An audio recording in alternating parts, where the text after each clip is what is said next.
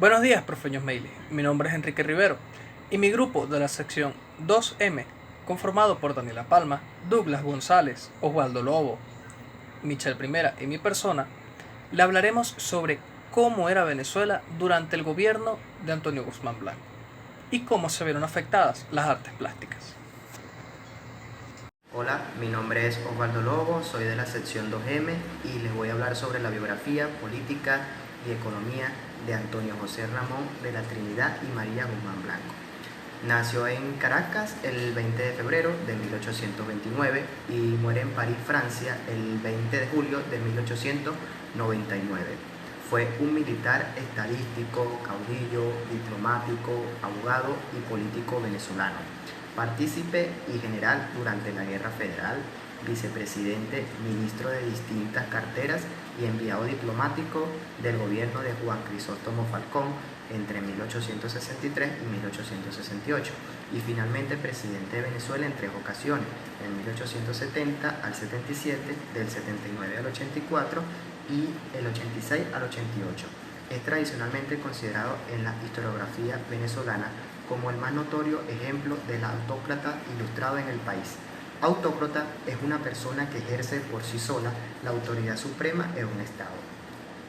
Fue un gobernante efectivo que promovió el progreso de Venezuela en la materia económica, educativa y política, pero fue personalista y despótico en el ejercicio del poder de su permanencia como presidente del país durante 3 periodos que suman casi 14 años. Su periodo al frente del país se caracterizó por numerosos avances en la economía y por un marcado proceso de centralización política con el gobierno central. Por otro lado, bajo su férula, la política exterior de Venezuela se tornó más asertiva y desafiante, con conflictos con Colombia y los Países Bajos, por un lado, mientras que por otro se produjeron acercamientos a países como Francia, Alemania y Estados Unidos.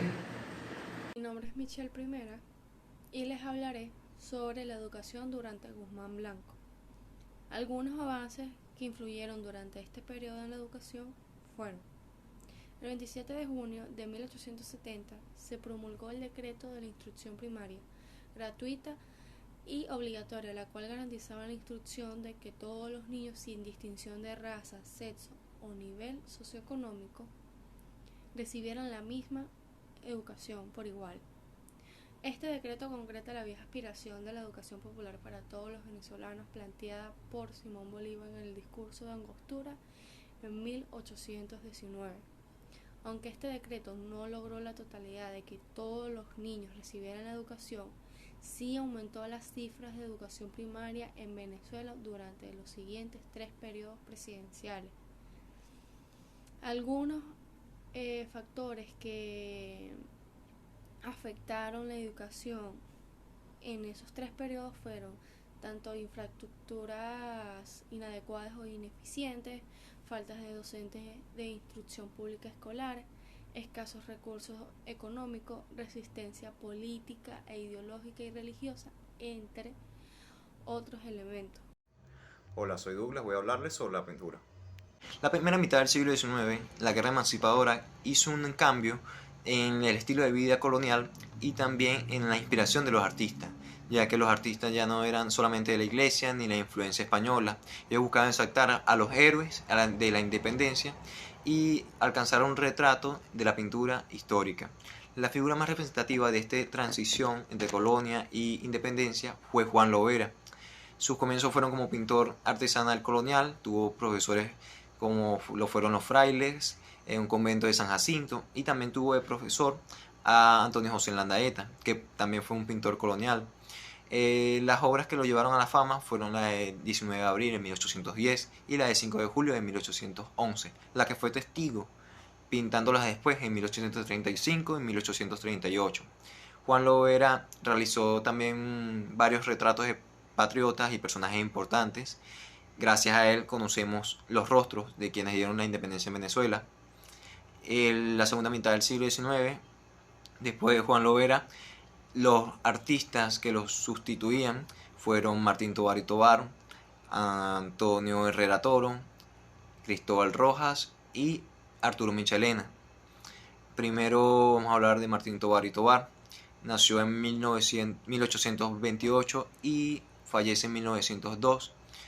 Él es un intérprete que destacó su pintura en la historia venezolana. Viajó de joven a España, donde fue alumno de José Mendoza. Su inicio de carrera al regresar de Venezuela fue retratista. Cuando Guzmán Blanco comienza a ver su talento, le encarga 25 retratos principalmente de próceres y los detalló de la figura más expresiva posible. Los realizó en París a medio cuerpo. Luego de esto, Guzmán le otorga también otro encargo de un 6x4 de 56 metros de la firma del Acta de Independencia, donde lo representó en el centenario del nacimiento del Libertador en 1833. Esta obra exalta a Francisco de Miranda. El éxito de Tovar sobre la obra lo lleva a tener un cargo junto a Guzmán de los cuadros también de batalla, de todas las batallas como la de Carabobo, la de Boyacá, la de Junín y la de Ayacucho.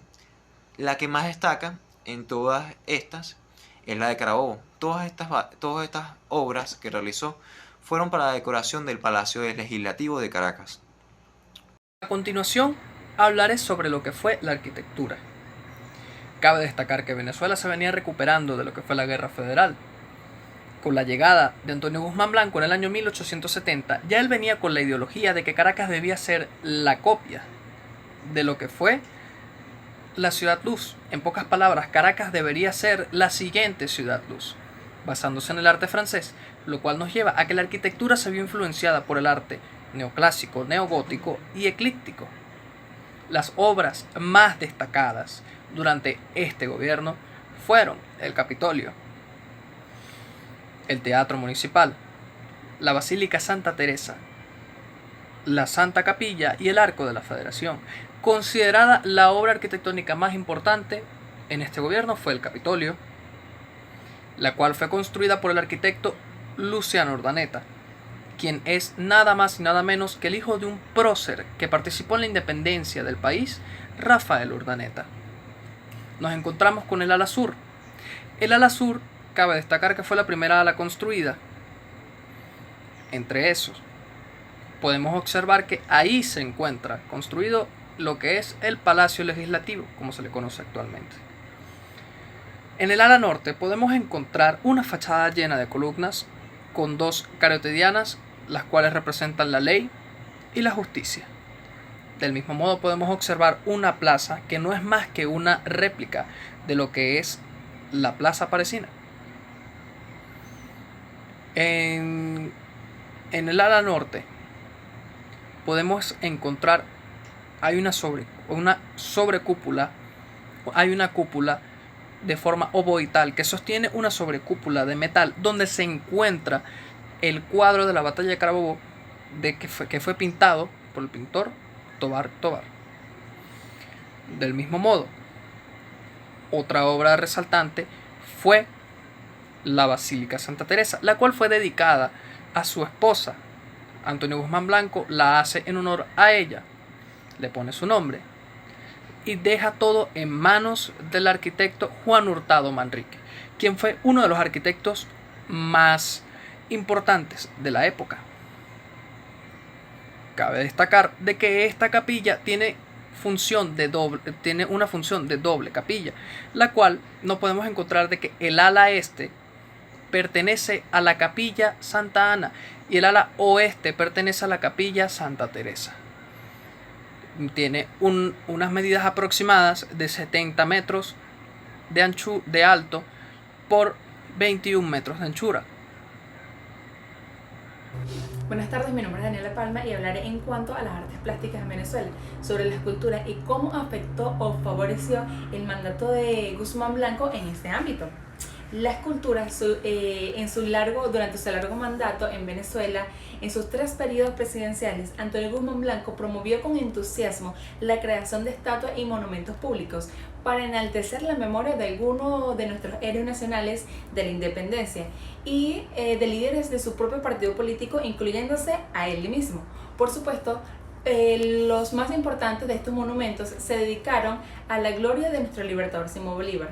El desarrollo de la escultura en la Venezuela del siglo XIX fue menor que el de la pintura. A pesar de esto, las esculturas creadas son las más importantes en la segunda mitad del siglo, y diría que de la historia, debido a que las mismas están inspiradas en nuestros héroes y en los momentos más importantes de nuestra historia, que fue el logro de nuestra independencia. Estas esculturas que nombraremos para comenzar corresponden a 2 extranjeros, una de ellas llamada el Monumento a Bolívar de Tenarini, que estuvo en la Catedral de Caracas y luego fue trasladada al Panteón Nacional, y la otra llamada Estatua Ecuestre del Libertador, donde aparece Simón Bolívar junto a su caballo, creada por Todolini y está ubicada en la Plaza Bolívar de Caracas. Por otro lado, Eloy Palacio, no menos importante, sino el escultor venezolano más destacado del siglo XIX, tanto nacional como internacionalmente, a él el gobierno le comisiona la ejecución de un monumento conmemorativo a la batalla de Carabobo. A este monumento se le conoce popularmente como la India del Paraíso.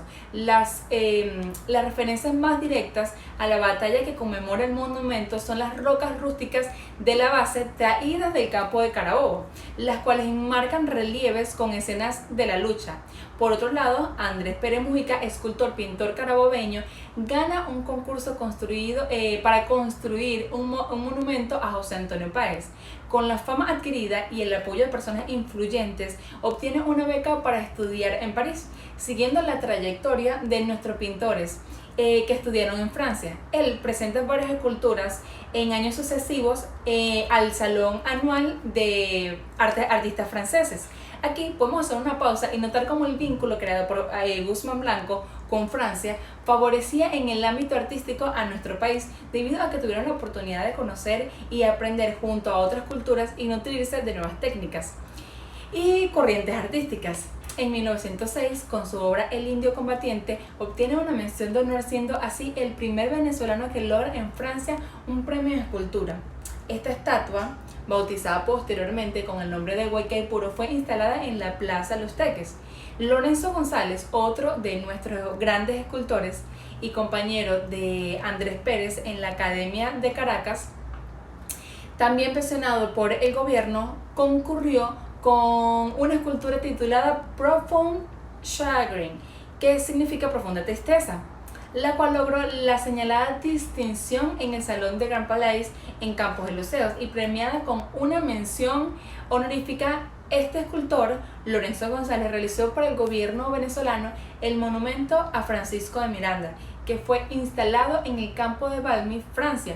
Sus obras más significativas son la estatua de Páez en Maracay, la de Ricaurte en San Mateo y el grupo de la Tempestad, de estilo anecdótico y sentimental, que está ubicada en la Galería de Arte Nacional de Caracas.